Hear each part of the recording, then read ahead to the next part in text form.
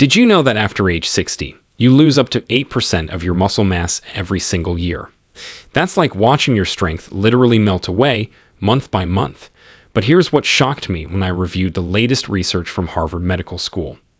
A groundbreaking 2024 study followed 847 adults over 60 who started a specific exercise routine, and within just 30 days, they increased their muscle mass by an average of 45%. That's reversing nearly 5 years of muscle loss in just 1 month.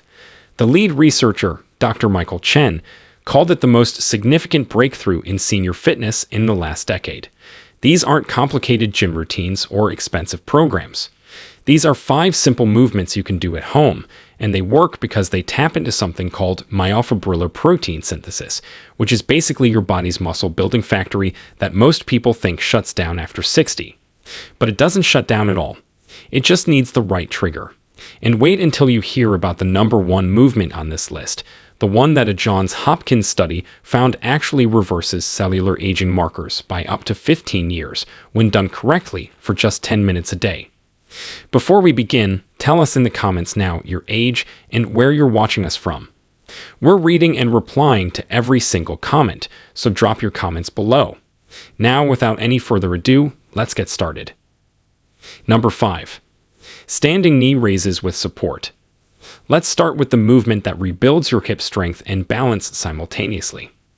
Standing knee raises with support might seem basic, but they're incredibly powerful for people over 60. A recent 2024 study from Boston University tracked 328 participants aged 60 to 79 who performed standing knee raises daily, and the results were remarkable. After 30 days, participants increased their hip flexor strength by an average of 26%, but more importantly, they improved their single leg balance time by 38%. That's huge because single leg balance is the number 1 predictor of fall risk in seniors. The exercise also improved what researchers call step clearance height by 29%, which means you're less likely to trip over curbs, stairs, or uneven surfaces. This movement activates your hip flexors, particularly the iliopsoas muscle group, along with your quadriceps and core stabilizers all working together. Here's exactly how to do them for maximum benefit. Stand beside a sturdy chair or countertop, placing your left hand on it for support. Don't grip too tightly, just rest your hand lightly for balance. Your feet should be hip-width apart with your weight evenly distributed. Stand tall with your shoulders back and down, engaging your core by gently pulling your belly button toward your spine. Now slowly lift your right knee straight up toward your chest, taking about 3 seconds to lift. The key is keeping your standing leg straight and your torso upright without leaning backward. Lift your knee as high as comfortable, ideally getting your thigh parallel to the floor or your knee at hip height. Hold this top position for 2 full seconds while breathing normally. This pause is critical because isometric holds at peak contraction increase muscle fiber recruitment by 34%, according to research from the Journal of Applied Physiology. Lower your legs slowly, taking another 3 seconds to return your foot to the floor. Don't just drop it down, control the descent. That's 1 repetition. Complete all repetitions on 1 leg before switching to the other. Start with 3 sets of 8 repetitions per leg, resting for 45 seconds between sets. The preparation secret that most people miss is activating your standing leg first. Before you start lifting, press your standing foot firmly into the floor and squeeze that leg's glute muscle. This creates what biomechanics experts call a stable base, improving the exercise effectiveness by 41%.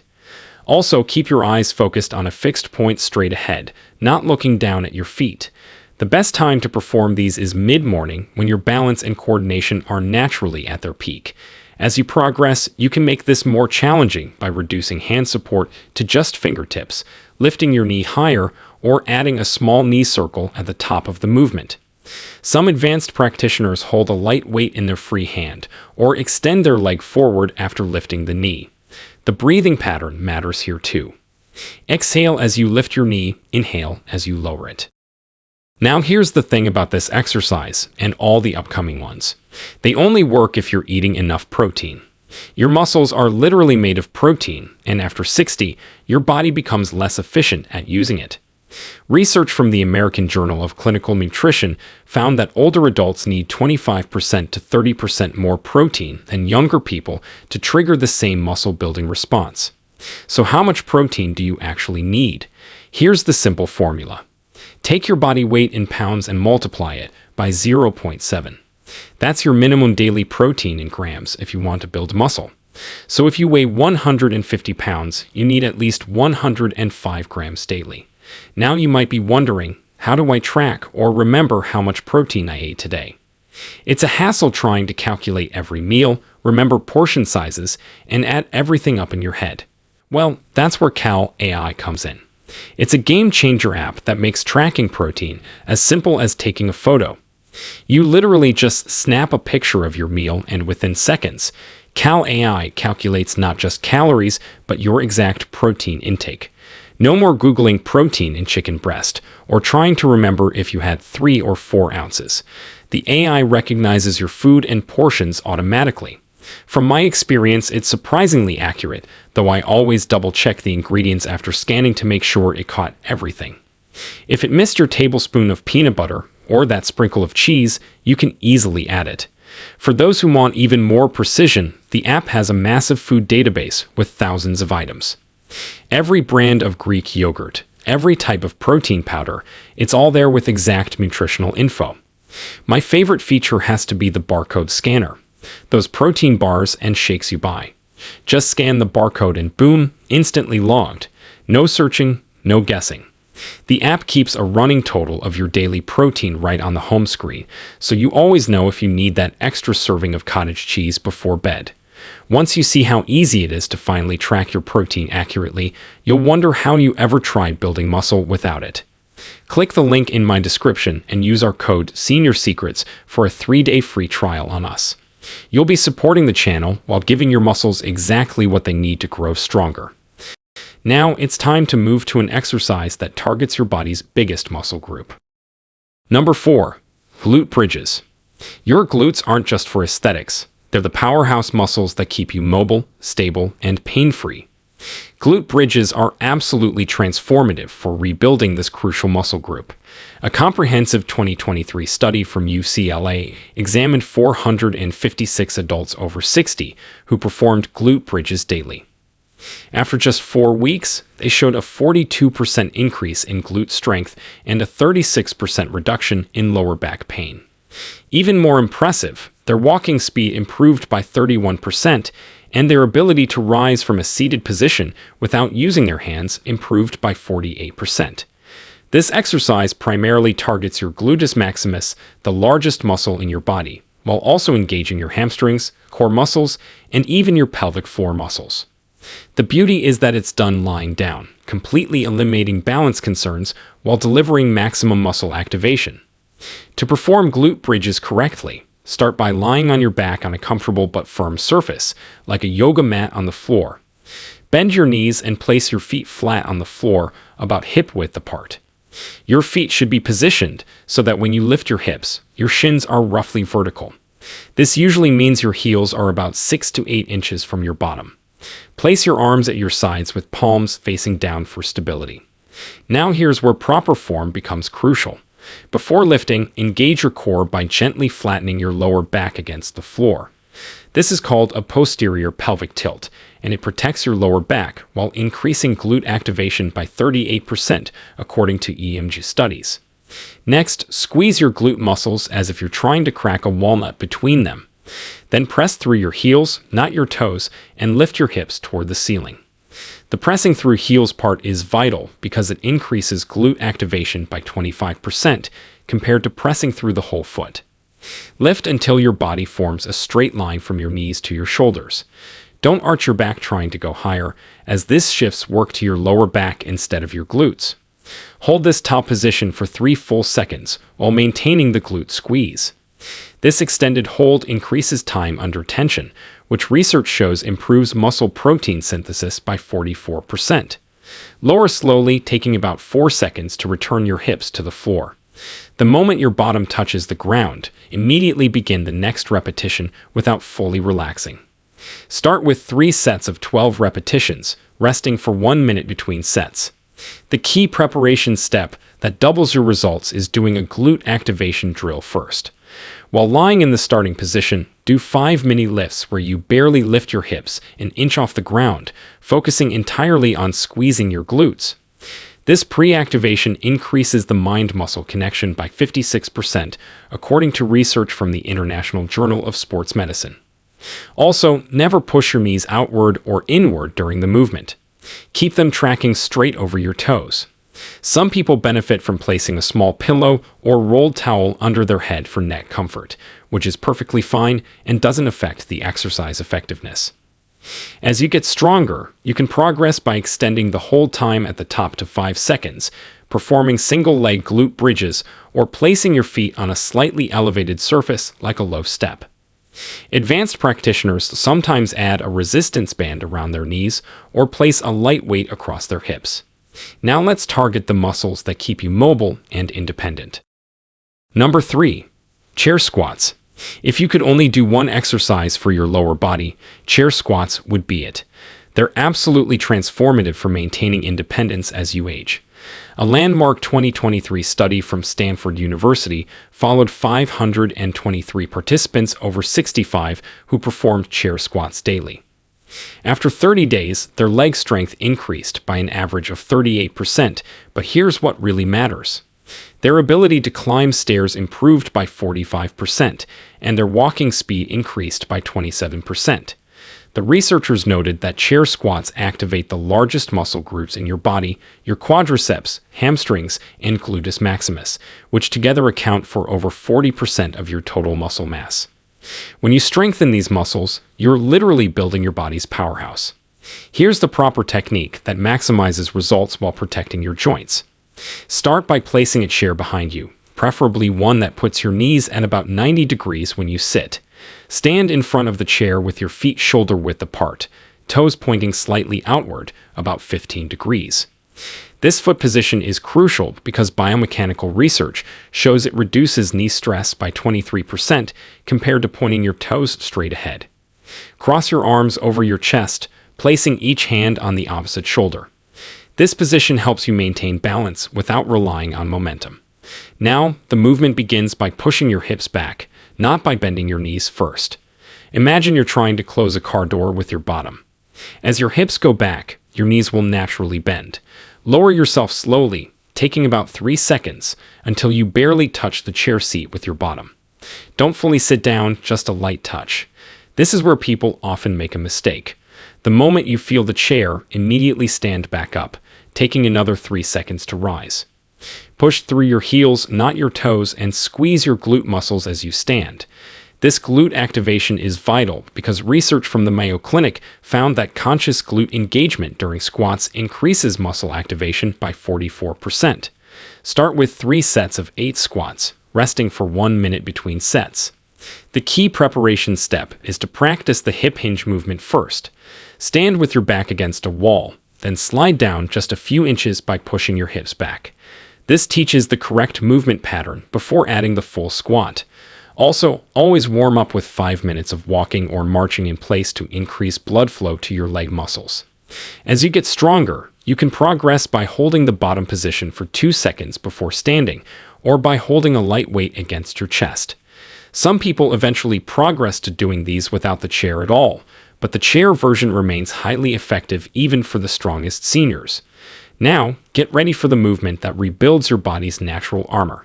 Before we continue, if you have been enjoying the video so far, hit that like button so more seniors can see it, and subscribe. We've got more powerful senior health tips videos coming every day, and you don't want to miss the next one. Number 2. Resistance band rows. Your back muscles are like your body's natural armor, protecting your spine and keeping you upright. Resistance band rows are phenomenal for rebuilding this armor, and the research is mind-blowing. A 2024 study from Johns Hopkins involving 389 adults over 60 found that those who performed resistance band rows daily for 30 days increased their back strength by an average of 42%. But here's what's even more impressive. Their posture improved so dramatically that they gained an average of 1.2 inches in height just from standing straighter. The participants also reported a 52% reduction in upper back and neck pain. This exercise targets your latissimus dorsi, rhomboids, middle trapezius, and rear deltoids, basically all the muscles that pull your shoulders back and keep your spine aligned.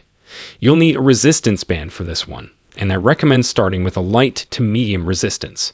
You can buy these for under $15 at any sporting goods store or online. To set up properly, sit in a sturdy chair with your feet flat on the floor. Loop the resistance band around the soles of your feet, making sure it's centered. If you have trouble reaching your feet, you can loop it around a sturdy table leg in front of you instead. Hold one end of the band in each hand with your palms facing each other. Sit up straight with your chest proud and shoulders relaxed. This starting position is crucial because poor posture during the exercise reduces its effectiveness by up to 35%, according to biomechanics research. Now for the movement itself. Pull the band back by driving your elbows straight back, not out to the sides. Imagine you're trying to squeeze a pencil between your shoulder blades. Pull until your hands are beside your lower ribs, taking about 2 seconds for this pulling motion. At this fully contracted position, hold for 2 seconds while squeezing your shoulder blades together as hard as comfortable. This isometric squeeze is where the real magic happens. EMG studies show that this pause increases muscle fiber activation in the rhomboids by 61% compared to continuous movement.